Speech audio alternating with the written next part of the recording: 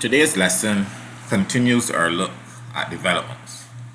You should recall from the first lesson on this topic that we explored how to develop square prisms and rectangular shaped prisms. We had done two examples in that lesson, and today I just want to look at a couple other examples just to reinforce what we would have done before and to lay the foundation for the other developments that will be required to do once we're looking at cylinders and pyramids and cones during the course of this topic as well.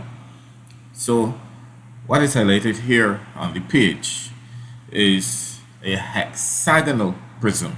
Now, you should remember the use and application of the hexagon from polygons, as well as the construction for the nut and bolt, because what is set out here in the elevation and the plan will bear some similarity to the nut and bolt construction. So you are given the length of side for the hexagon, you produce the plan, and then by projecting lines up the page, you get the faces for the elevation. These angles here are up to you. In a question, obviously, you'll be given the angles, but since we're just looking at an example, these angles are entirely up to you. What you're seeing at the side then is the development. Obviously, the development will have 6 sides, so we know we take the length of a side, just like we did on the examples in the first video. We take the length of a side, so let's say a length of side were 20, then we would mark that 20 going across 6 times to give us the 6 faces, and then we would be projecting the point of contact between the vertical lines and the sloping lines on the elevation. We'd be projecting them across to give you the corresponding lines on the construction. So if we take it step by step just to demonstrate to you what would be happening, I'll just take off a couple of the lines that are represented on the figure.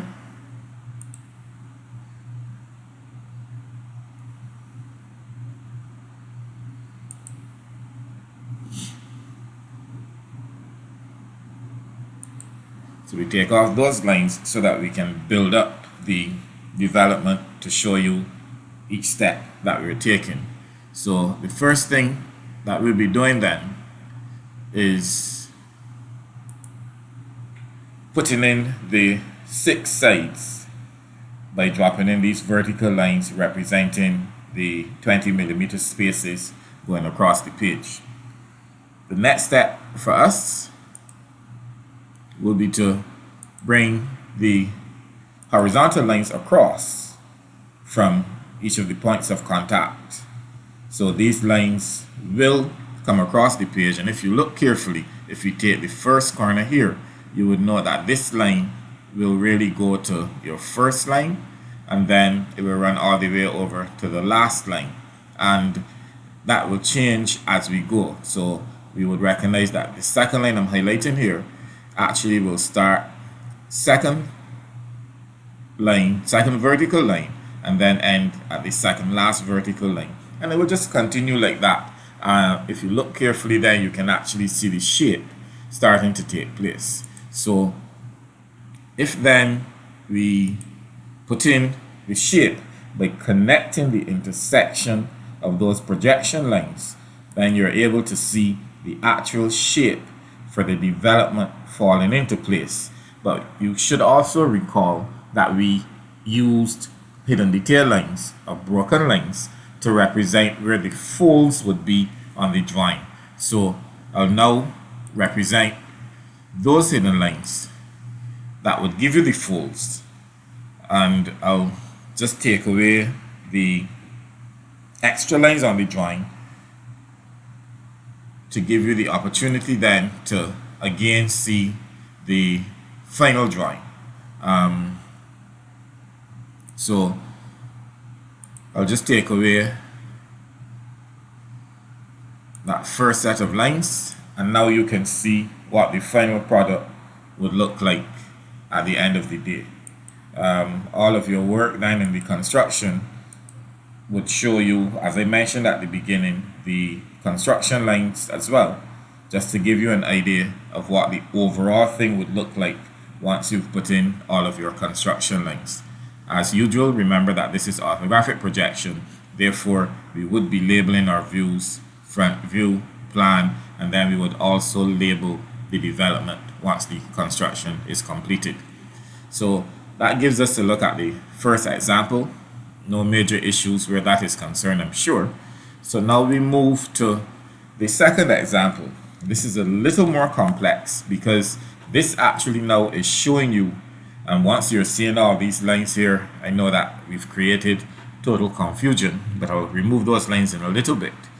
But what this shows you here actually is construction for two prisms meeting each other. If you recall the topic called intersection of regular solids or interpenetration, this shows you two prisms intersecting, a hexagonal prism and a square prism, and then we are required to develop each of those prisms, showing then how the intersection would be represented on the development. So what we'll do yet again is that we will take off some of those lines.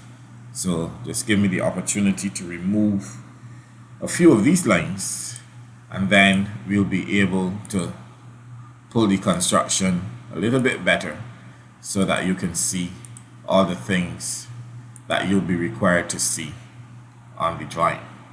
I will take out the construction lines as well from the first drawing. So what you're seeing now is the basic layout of the two prisms intersecting each other. Like I said, one is a square prism and the other is a hexagonal prism. So we're seeing the hexagonal prism here represented and little bits of the square prism. So once I show you the hidden detail here, you're seeing the square represented, and the square would then have been projected across to give you the different points that you require on the drawing. So if I put in the construction lines again, you would see a little bit better how the shape was formed. But I'll just remove them so that we're not seeing too many lines on the page. I'll remove the hidden detail again as well, because we're using the hidden detail also for the other parts of the drawing. So the first development that we want to do is for the hexagonal shape. So we know, using principles of orthographic projection, we can isolate, and we have front and plan that we need to use for this construction. So what I'll do is just make the page a little bigger so that we can focus in on that particular one, and then we'll be able to see everything that we need to see on this page.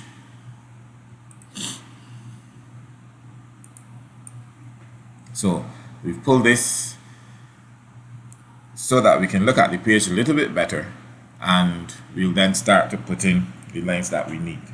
So on the construction, there's a particular method that you should be accustomed to by now.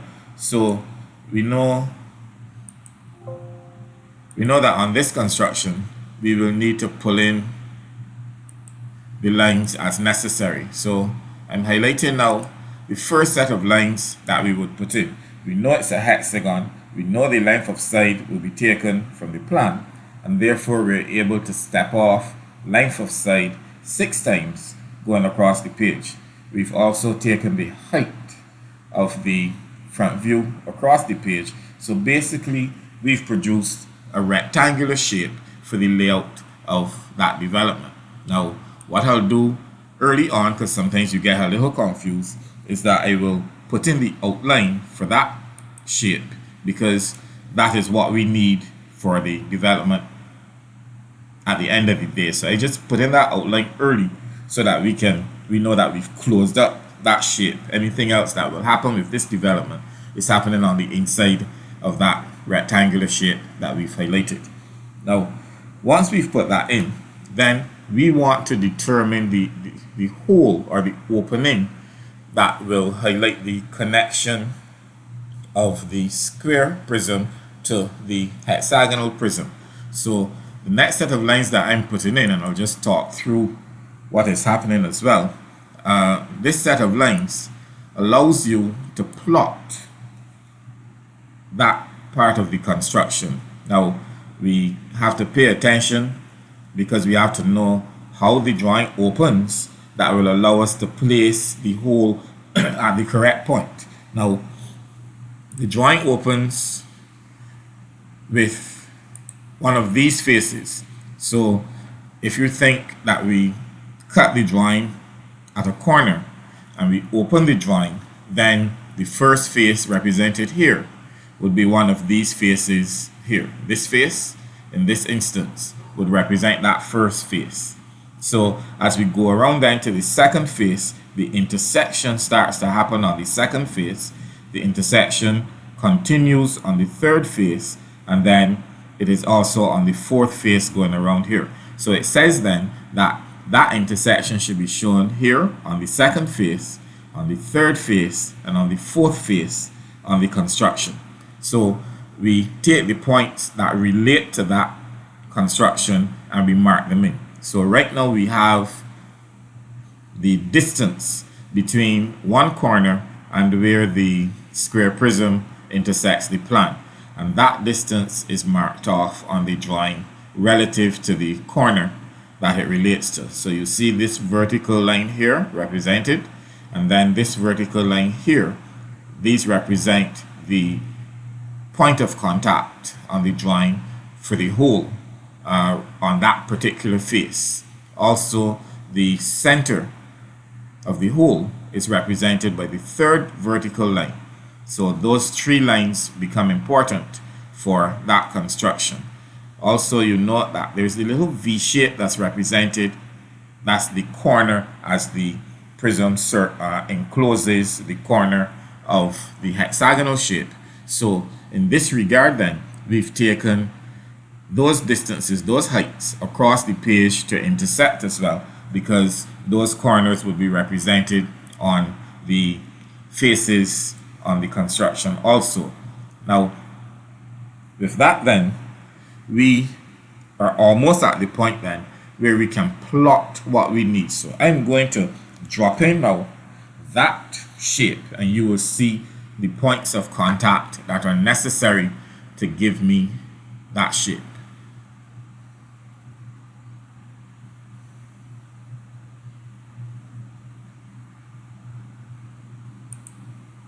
So these lines will assist with those points of contact, and then what we'll have, if we look carefully, we should be able then to see that shape connecting those points of contact falling in to represent the hole or the intersection that you would get from the square meeting up with the hexagonal prism. As per usual, we have to fold the drawing, so we would need to also include the folding lines. So we represent those lines right now as hidden detail. So it's not as clear as it should be because the hidden lines are now on top of another line. So once I take out that line, then you would be able to see the hidden detail a little more clearly. If I take out the other lines as well, just those extra lines, you would then have the opportunity to see the construction exactly as you're meant to see it, with all of those extra lines now out. Then you're able to see exactly what the development would look like as set out on your page, whether it is doing it as a manual drawing or doing it as AutoCAD as I have represented here. So the drawing looks a little complicated, but really and truly, once you are following the steps, you shouldn't have any major worries getting the drawing completed. We will also then take a look at the second development. Remember that we also have to develop the square. So in this case, I've shown you the completed drawing, because this one is just a little more simple than the first one. But again, the steps that I will drop in will show you much the same thing. So if I drop in the projection lines as are represented here, then you would see that we took the square prism and we projected the heights down the page in this instance. Once we had the heights projected, then we would have also marked off length of a side. So if I take out the hidden detail for a little bit, you would see the length of sides marked in just a little bit better. So in here now, you will see the length of sides marked off 1, 2, 3, and 4. Now there are also a few other lines represented, and if I take you up to where the hexagon would have been shown with the hidden detail for the end view in place, then critical for us in the construction would be the height that we are able to plot in here, just to show where the difference is with regards to the corner on the drawing that will be intersected. So in this regard, we have to take, like we did on the other construction, we actually have to take a distance which is from here to here, and we then will mark that distance on the construction relative again to the side. So that distance is marked in, that distance is marked in, and that is where this vertical line falls, just to show you the point of contact that you will need to highlight. Once you have outlined the shape, then the shape will look like this, showing you those points corresponding basically